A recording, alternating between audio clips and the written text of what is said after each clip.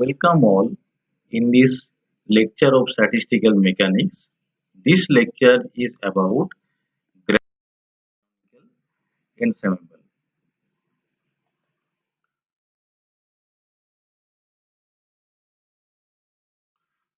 For a number of problems, both physical and chemical, the usefulness of the canonical ensemble formalism turns out to be rather limited, and it appears that a further generalization of this formalism is called for. You know that at first we have studied microcanonical ensemble, then we have studied canonical ensemble, and now we are going to discuss grand canonical ensemble. So why we are studying grand canonical ensemble? Because we seek some further generalization from the canonical ensemble. The motivation that brings about this generalization is physically of the same nature as the one that led us from the microcanonical to the canonical ensemble. It is just the next natural step from there. So why we have incorporated canonical ensemble from microcanonical ensemble? We have to listen the previous lecture, that is what is about canonical ensemble. Similarly, we seek more generalization. Not only the energy of a system, but the number of particles as well is hardly ever measured in a direct manner. We only estimate it through an indirect probing into the system. It means that, for example, in microcanonical ensemble, the fixed parameters was n, v, and e.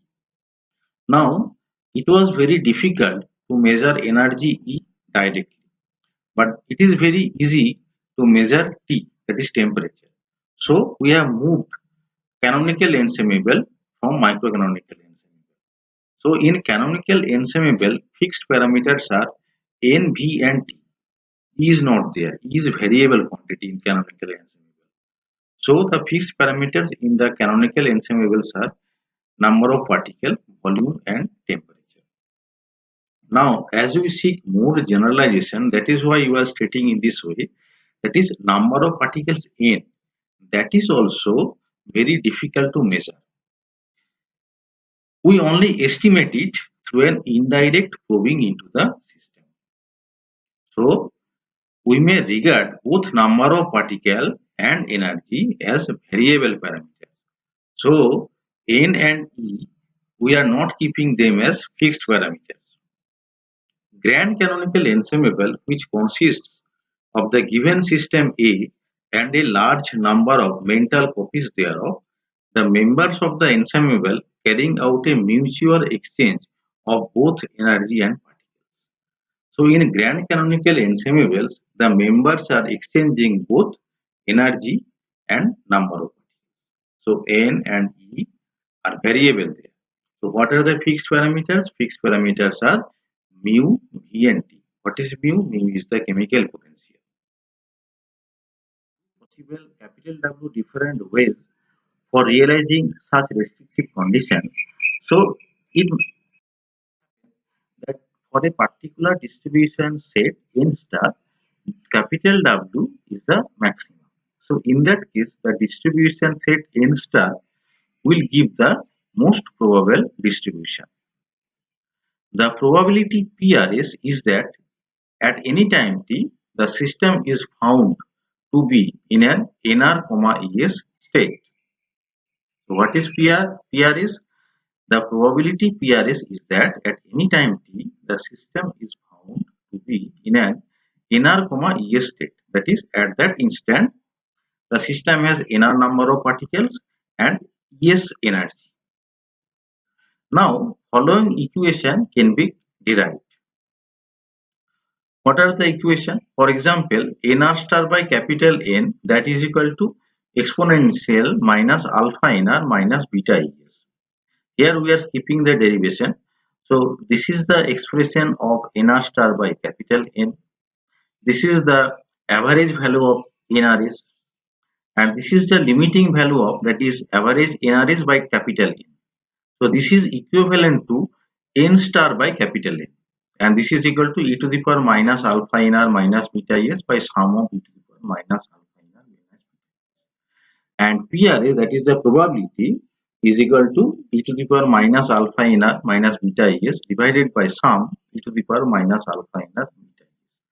So important point to note that nr star by capital N, this expression and the expression of probability is same.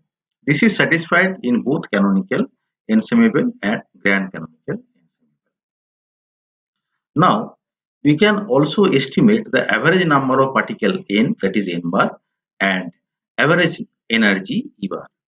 So n bar, that you can show that n bar is equal to minus del del alpha ln e to the power minus alpha nr minus beta es, and E bar is equal to minus del del beta ln e to the power minus alpha nr minus beta es.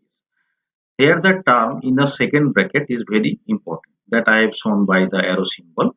That is the term in the second bracket for both in the expression of number of particle and in the number of average energy.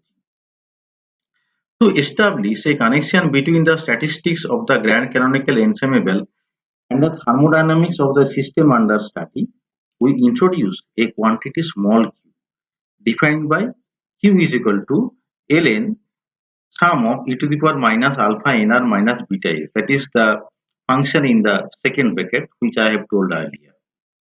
So q is a function of alpha and beta and also es.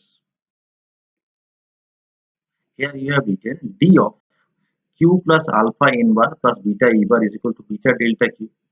Now you know that entropy S is equal to dq by t. Beta is equal to 1 by kt. So again you can say that q plus alpha n bar plus beta e bar, this can be identified with S by k. Then again some algebraic rearrangement. So q is equal to this one. Again simplification, that is you are putting value of alpha and beta, then you can obtain this one. Again some simplification, that is mu n bar is identically equal to G, that is Gibbs energy. Again Gibbs energy is equal to E bar minus Ts plus Pv.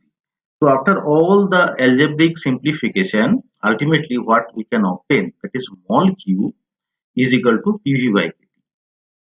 Small q, this small q is known as the q potential function. This is one of the important function in the grand canonical ensemble, and this expression was already derived earlier, that is q is equal to ln e to the power minus alpha nr minus beta s. So this q potential is equal to Pv by Kt.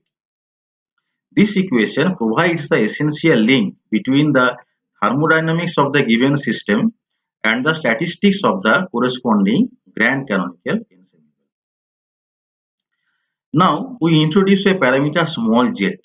Small z is equal to e to the power minus alpha is equal to e to the power mu by k. This parameter is known as fugacity of the system.